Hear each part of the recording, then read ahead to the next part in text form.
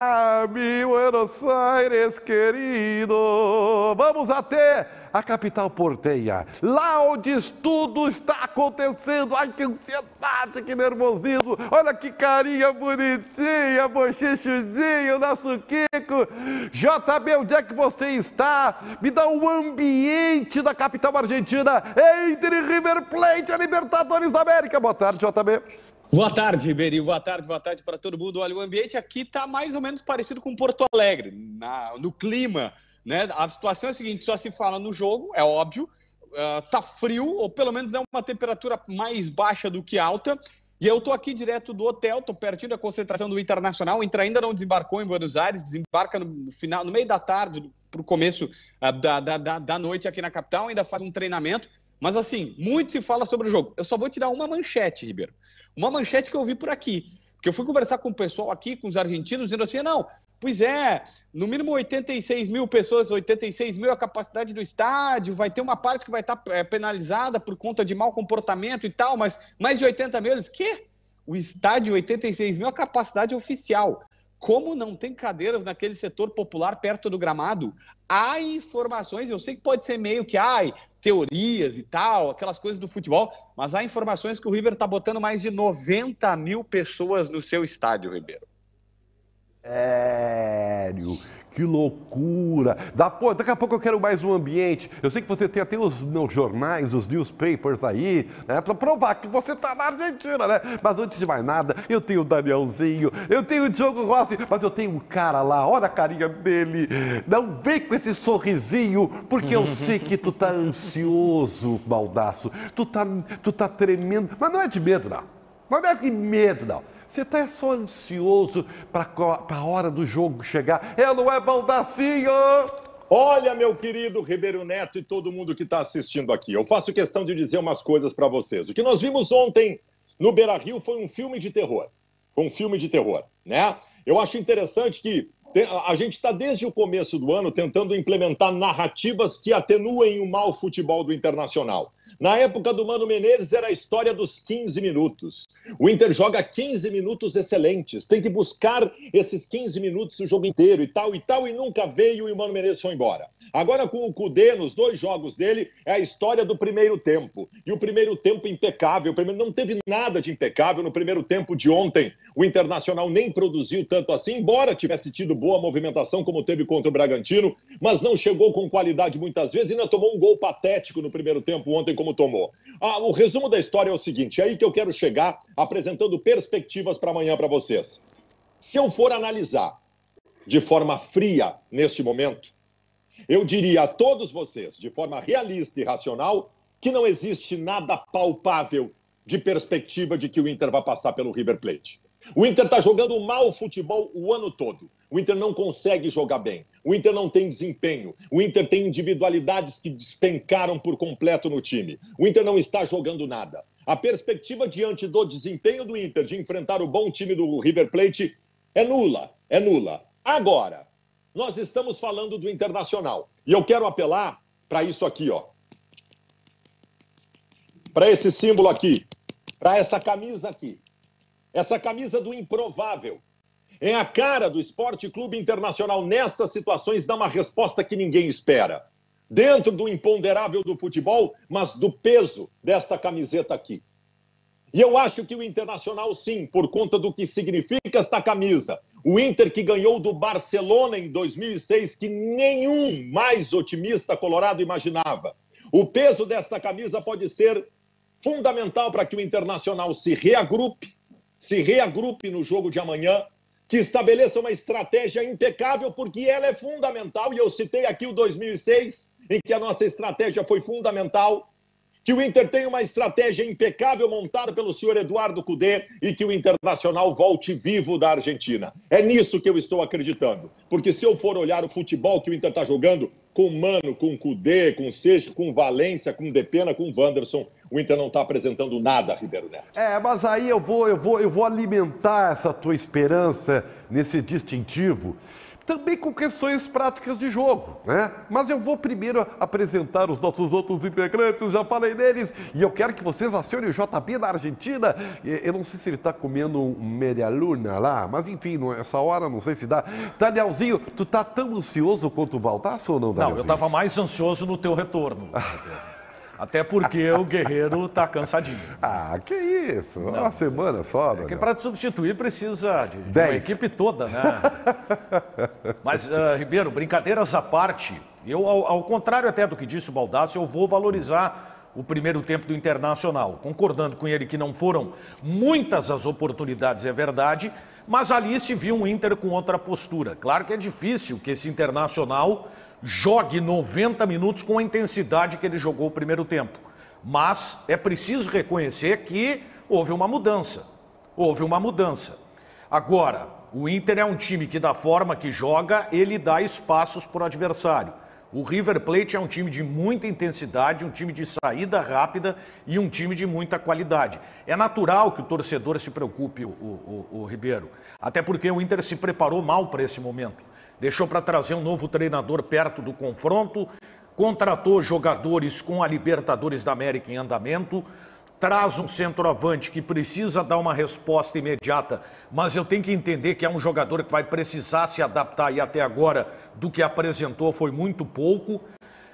Tem que se apegar, é o que diz o Baldasso, vai ter que se apegar na camisa. Porque aquilo dentro de campo... E não é pouco. Não, vamos parar de jogar para a torcida. A camisa até agora não levou o Inter a títulos. Me pareceu uma crítica. E das pesadas. É que a camisa do Inter até agora não levou aos títulos. Mas como que não? Mas isso aí o Internacional, pura camiseta. O Internacional foi campeão ano passado. O Inter foi campeão do mundo da camiseta, Daniel. Não, na estratégia, Ribeiro. Na estratégia. Então é a mania de desconsiderar o que é feito. Tá bem, mas olha um pouquinho. Então vamos falar de estratégia de jogo. O Inter tem estratégia para surpreender o River ou não? Eu acho que tem sim, viu, Ribeiro? Um abraço a todo mundo. Eu gosto da ideia que o Inter implementou contra o Cuiabá nos primeiros 45 minutos, da pressão alta, daquela tentativa de roubada de bola logo na saída. Eu conversava ontem, inclusive, com o Leonardo Meneghetti, tendo em vista, né, as dificuldades que o River tem na saída de bola.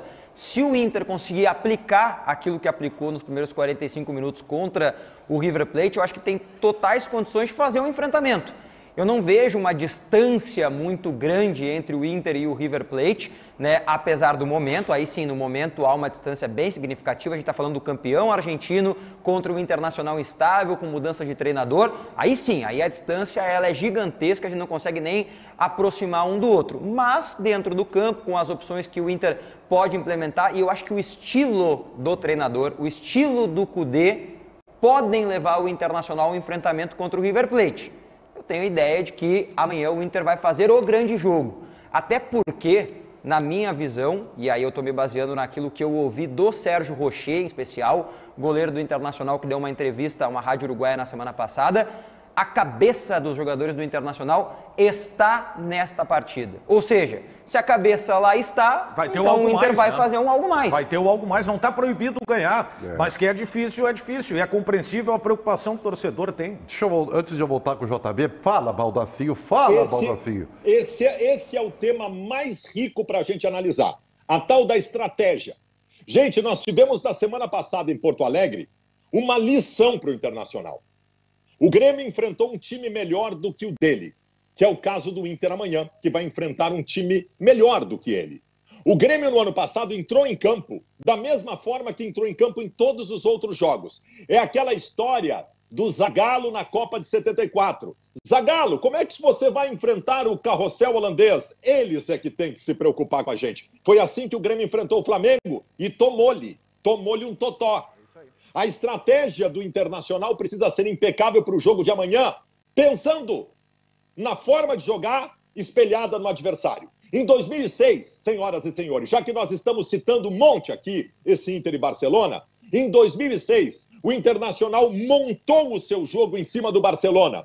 Um senhor chamado Fernando Lúcio da Costa, que vem a ser o maior jogador da história do Esporte Clube Internacional, bateu no peito e disse: hoje eu não vou jogar. Eu só vou marcar o Thiago Motta, porque se ele não jogar, o Barcelona não joga. É disso que eu estou falando. E vejam bem, quando eu digo que o Inter precisa montar uma estratégia para o confronto contra o River, eu não estou dizendo que o Inter tem que jogar retrancado contra o River. O Inter não jogou retrancado contra o Barcelona, cara. Eu estou falando de jogar de igual para igual, mas pensando milimetricamente, minuciosamente em cada detalhe do adversário. Qualquer erro que o senhor Eduardo Cudê cometa amanhã na estratégia de jogo, o Inter toma um saco. O Inter não tem o direito de cometer nenhum erro no jogo de amanhã. Só tem uma mas coisa. só um pouquinho, Diogo. Só quero dizer uma coisa para vocês, tá? Em primeiro lugar, JB, eu quero saber como é que o River está esperando o Inter, pelo menos aí, os torcedores com quem você conversou aí. Porque, em primeiro lugar, o River Plate não é o Barcelona. Mas é um Outra bom coisa, time. só um pouquinho. Eu acho Não, que ele só um pouquinho não, é um bom time, cara. Mas, assim, tá, nós estamos falando do Inter e Barcelona. Não sei se eu vou desenhar para ti, então. Isso me pareceu uma crítica. não é Barcelona, tá? Não, Pelo contrário, sério? o River Plate não é nem Flamengo. Tá? Sério? Ou seja, então, assim, ó, calma, muita calma nessa hora. Ô, JB, como é que o River tá vendo o Inter? Se é que você conseguiu aí colher informações dos bastidores do ambiente, hein, ô JB? Consegui, Ribeiro, consegui. O que eu posso te dizer? O River é campeão argentino, mas ainda não convenceu totalmente. O Demichelis é o técnico e a informação que o Olé até entrevistou ele, eu até estava comentando agora mais cedo com o Benfica que todo mundo parece que entrevistou o Demichelis. O Clarim tem uma entrevista aqui exclusiva no Clarim com o Demichelis, é uma página inteira que ele tá falando sobre o Internacional e ele fala o seguinte, ó, o que ele fala: me identifico com este River intenso e ofensivo que ganhou a maioria das partidas. O Demichelis falando isso. Eles colocam uma foto do Munheco também, abraçando o Demichelis, como que referendando o trabalho dele. E lá pelas tantas eles dizem o seguinte, que foram bem no Campeonato Argentino, mas que para conseguir alguma coisa na Libertadores precisam ser mais fortes. Eles precisam ser melhores.